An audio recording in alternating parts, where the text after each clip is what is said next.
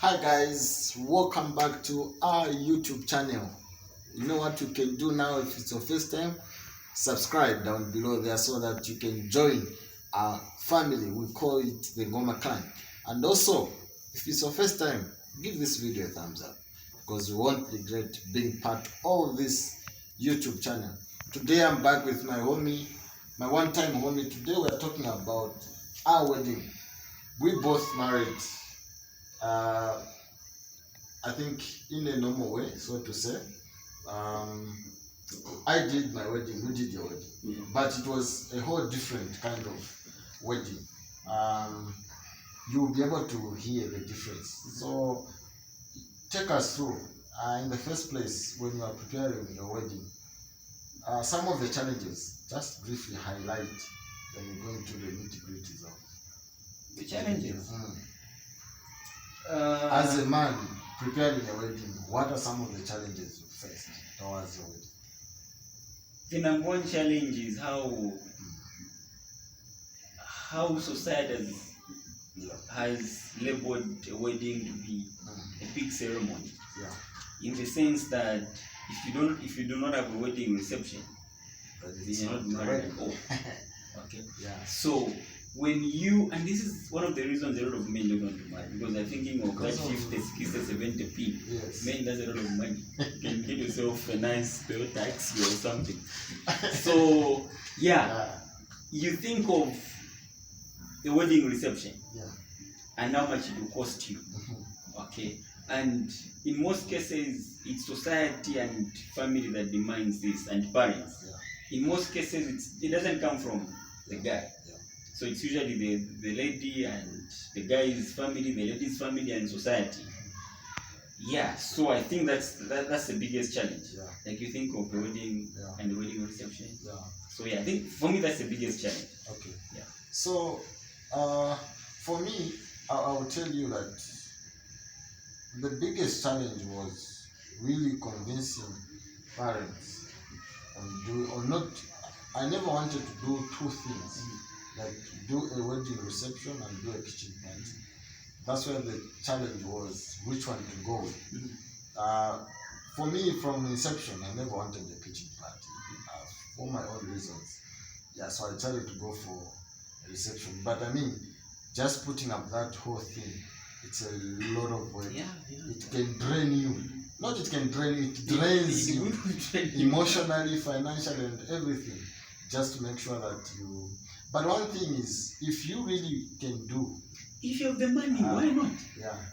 I don't have a problem with people who go big. Yeah, I think for me, it's one thing is that you may not have, like for me, I never had all the money at that particular time when I decided to, but I just put it to say I must have that, and thank God, God gave me wisdom and ability to make it work. And up to now, if you tell me how did I can't even trace where all the monies came from.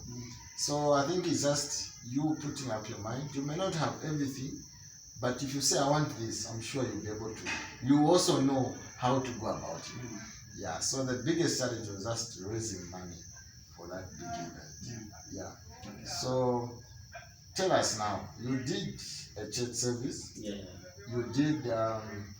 So it was church service, lunch with family, and dinner with friends, and the bridal party. Yeah.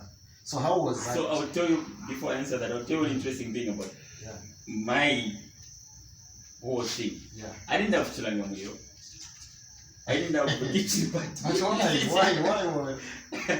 Just tell us why didn't you have the chilanga muyo? So the same question you asked, why? You know, I'm a guy who doesn't do anything without asking why.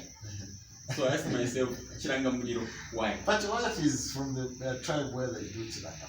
Where I'm from, we don't. Okay. Yeah, where I'm from. But your wife was supposed to show you how they do the cooking for what type of food they eat. So here is what happened. When we were about to do everything, I went to my parents and asked, okay, there is this. Dad said, it's not necessary. Okay. Okay? Yeah. I said maybe mom might I want it. remember, yes. So I asked mom, I was talking to dad and he told me Tranquil is not necessary. Yeah.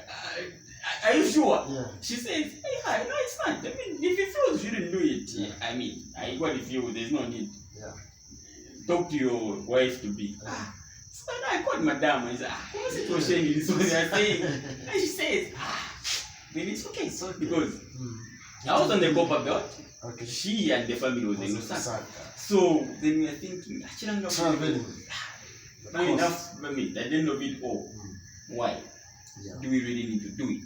So we thought, there's no need, you won't do it, so we didn't do it. Kitchen party, the reason people do kitchen parties is because, I know they misunderstand the whole concept. The whole concept is that you want things for the kitchen, right? That's the reason they do kitchen parties.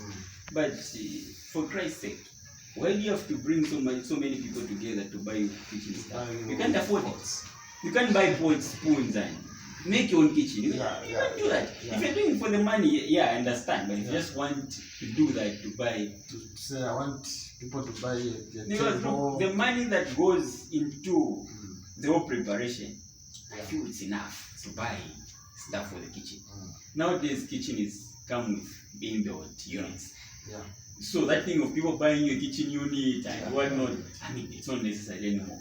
Then coming to my wedding, when I started talking about marrying my wife now, one thing I made clear to her was I cannot afford the wedding reception. I told her that. But at first she was like, no, we need it, blah, blah, blah, blah. So it took me time trying to make her buy into the idea. I didn't just wake up and say, hey, you, the Cooper. That's what the reception. No, it doesn't work like that. So I had to see her, I had to make her see it from my side, from my perspective. Thank God, I mean, with time, she thought, okay, I think, there's sense in this. There's no need to do it.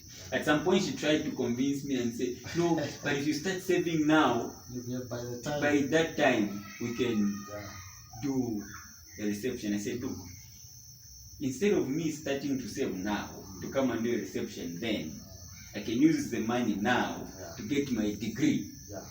You get it? Because then I didn't have a university degree. I didn't have. So I started working towards that. I went to school and got the paper that I needed, which is that's what you need. You don't need your wedding reception. A school paper you need. Okay, so I went and got my school paper. Time came for us to get married. On her side, the family sort of wanted the reception. They wanted it, but the fact that we were on the same team, me and my wife, we managed to convince them. Then also, thank God for COVID. Also, COVID came in, and COVID helps.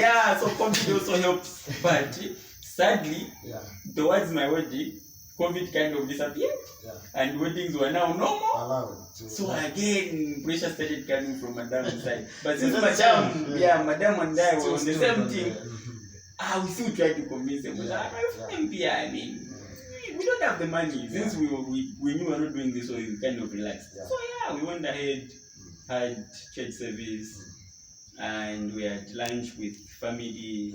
So it was at Madam's grandmother's place. That's what the lunch was. Then after lunch, myself and a few friends, and we had a bridal party, 2 guys and 2 ladies. Yes, we went and had dinner. Somewhere in Lusaka. So we had our dinner. And after that, everything was done.